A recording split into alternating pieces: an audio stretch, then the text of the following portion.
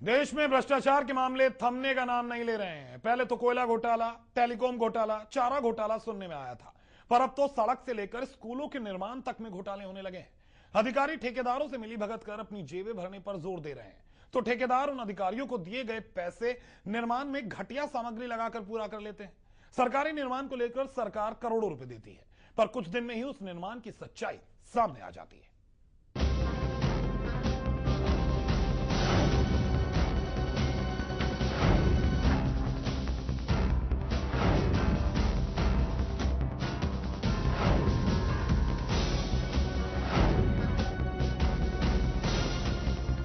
देश में भ्रष्टाचार चरम पर है। कोयला घोटाले से लेकर न जाने कितने ही घोटालों की कालिख पोती जा चुकी है, पर उसके बावजूद भी देश में भ्रष्टाचार के मामले रुकने का नाम नहीं ले रहे हैं। छोटे से छोटे और बड़े से बड़े सरकारी विभाग में घोटालों का सामने आना आम बात हो चुकी है। सरकारी विभागों में भ्रष्ट अधिकारियों और कर्मचारियों की ऐसी फौज है कि वो हर काम से पहले अपनी जेबें भरने के बारे में सोचते हैं। देश के अलग अलग राज्यों में कितने ही भ्रष्टाचार के मामले सामने आ चुके हैं। अब हरियाणा भी भ्रष्टाचार के लपेटे में आ गया है। यहां पर भी न जाने कितने ही भ्रष्टाचार के मामले सामने आ चुके हैं। नगर निगम से लेकर ब्लॉक लेवल और सरकारी विभागों से लेकर पंचायतों में भी छोटे छोटे घोटाले सामने आ ही जाते हैं। हरियाणा में सरकार शिक्षा को बढ़ावा देने के लिए खूब दावे करती है, पर शिक्षा की जमीनी हकीकत सरकार के दावों से कहीं ज्यादा परे है। हरियाणा स्कूली शिक्षा विभाग भी करोड़ों रुपए शिक्षा में खर्च करने की बात तो करता है, पर उसके अधिकारी अपने दफ्तरों से बाहर निकलने की जहमत तक नहीं उठाते। उन्हें इस बात की परवाह नहीं कि हरियाणा का भविष्य किन हालातों में तैयार हो रहा है। दावे करना ठीक है, पर ये दावे खोखले हों तो शायद किसी को अच्छे नहीं लगेंगे। साल 2014 में 10वीं और 12वीं के जो नतीजे आए वो चौंकाने वाले थे। आधे बच्चे भी इन परीक्षाओं में पास नहीं हो पाए। स्कूलों में टीचरों की कमी के साथ साथ बच्चों को पढ़ाई का माहौल ना देना इसकी मुख्य वजह भी माना गया। जिन बातों को लेकर हरियाणा में बच्चों के नंबर कम आए वो धीरे धीरे सामने भी आ रही हैं। स्कूल में प्रिंसिपल का काम बच्चों की पढ़ाई से संबंधित समस्याओं का निपटारा करना होता है और स्कूल को ठीक से चलाने का होता है, पर हरियाणा के ज्यादातर सरकारी स्कूलों के प्रिंसिपल बच्चों की पढ़ाई पर ध्यान देने के बजाय अपनी जेब भरने पर ध्यान देते हैं। नारनौल के नांगल चौधरी में एक ऐसा नजारा देखने को मिला, जहां सरकार की ओर से भेजे गए पैसों को स्कूल के प्रिंसिपल, ठेकेदार और सरपंचों के साथ मिलकर गटक गई। दरअसल ये सारे रुपए स्कूल के निर्माण के लिए लगाए जाने थे, पर स्कूल के निर्माण में इतनी घटिया सामग्री का इस्तेमाल किया गया कि बच्चों के स्कूल में आने से पहले ही इस स्कूल की दीवारों में दरार आ गई। Bureau report, MH1 news. सरकार चाहे बच्चों को सुविधाएं देने की लाख कोशिश कर ले, पर उसके अधिकारी उनकी योजनाओं को सिरे चढ़ने ही नहीं देते। नारनौल के नांगल चौधरी के गांव में स्कूल में बिल्डिंग बनाने के लिए 14 लाख रुपए सरकार की ओर से बजट आया, पर इस बजट को कहां इस्तेमाल किया गया, कौन इसमें गड़बड़ी कर गया, यह तो अभी सामने नहीं आया। पर स्कूल में जो बिल्डिंग बनी है उसकी दीवारों में बच्चों के आने से पहले ही दरारें पड़ गई हैं।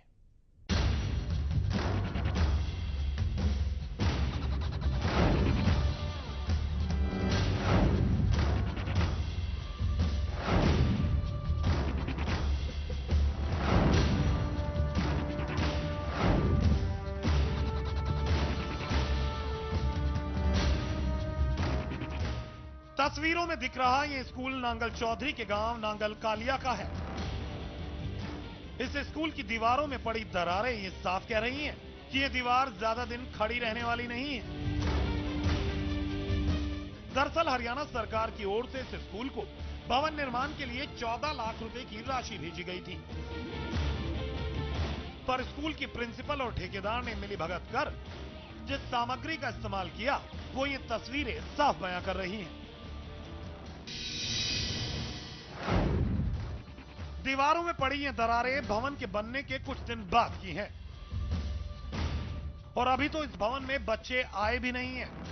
ऐसा नहीं कि इस भवन निर्माण के लिए बजट कम था, पर स्कूल प्रशासन के मन में जो खोट था, ये उसी की वजह से हुआ।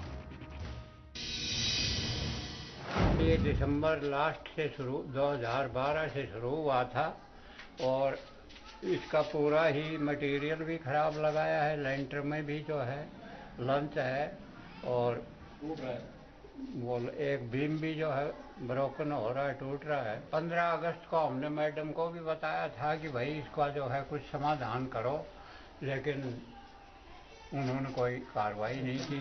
पेमेंट के लिए भी हमने कहा था कि पेमेंट मत दो, इसको रोक दो, लेकिन मैडम ने उनको पेमेंट भी कर दी। ये बिल्डिंग है ना जी, इसका काम अभी पूरा भी नहीं हुआ है और ये बिल्डिंग पड़ने लग रही है। बीम है वो टूटा पड़ा है, बच्चे इसमें बढ़ते ही मर जाएंगे तो कौन जवाबदार होगा इसका। हम जेई से मिले, जेई ने इसको पास कर रखा है, अपने कागजों में पास दिखा रखा है, कंप्लीट है जी। और ये बिल्डिंग बढ़ के देखा है तो ये टूटी पड़ी है। हम तो जी मांग करते हैं प्रशासन से, या तो इसकी कार्रवाई करी जाए, वरना हम स्कूल को ताला लगा देंगे और हमारे बच्चे मारने के लिए नहीं है। जब इस पूरे मामले में स्कूल की प्रिंसिपल जयंती देवी से बात की गई तो उन्होंने मामले से पल्ला झाड़ते हुए कहा, अगर बिल्डिंग में कोई दरार है तो उसे ठीक करवा लिया जाएगा। उन्होंने कहा है इसको चेक किया जाए, इसको छोड़ा जाए, उसके बाद में हम इनको चेक करवाएंगे। जेई वगैरह से जो भी फॉल्ट होगा, जो भी कमी बताई जाएगी, हम उसको पूरा करेंगे। स्कूल में दरार आने के बावजूद स्कूल की प्रिंसिपल ने ठेकेदार की पेमेंट पास कर दी। हालांकि प्रिंसिपल ने जनवरी में एक लिखित प्रस्ताव पास किया था जिसमें कहा गया था कि ठेकेदार को पेमेंट नहीं होगी। और अब प्रिंसिपल का बचाव खुद गांव के सरपंच कर रहे हैं और कैमरे पर कुछ भी नहीं बोल पा रहे हैं।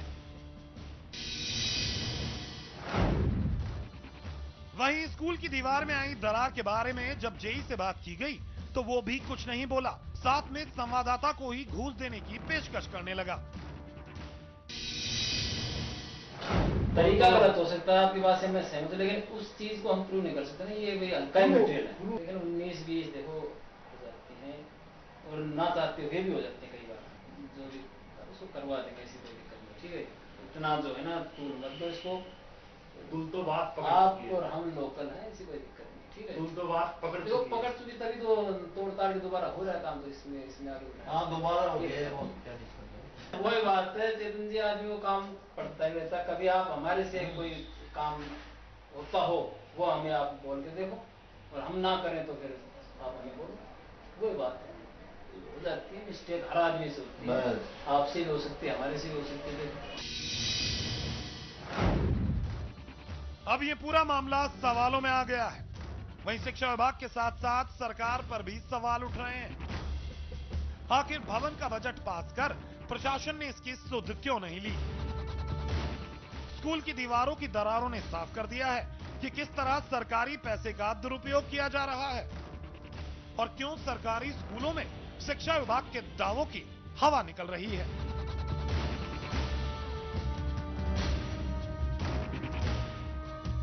Bureau report, MH1 news.